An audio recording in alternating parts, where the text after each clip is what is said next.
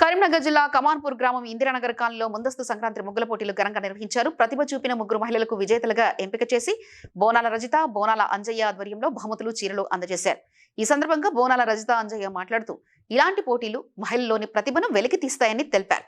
సర్పంచ్ నూనగొండ మానస, ఉప sarpanch RA Naresh, ward మెంబర్లు, గ్రామస్తులు పాల్గొన్నారు. ఆ ముగ్గులోని రంగులన్నీ మీ ఫేస్ లోనే కనిపిస్తున్నాయి కాబట్టి నేను అందరికి ప్రైజెస్ ఇస్తా ఫస్ట్. ఓకేనా? ఫస్ట్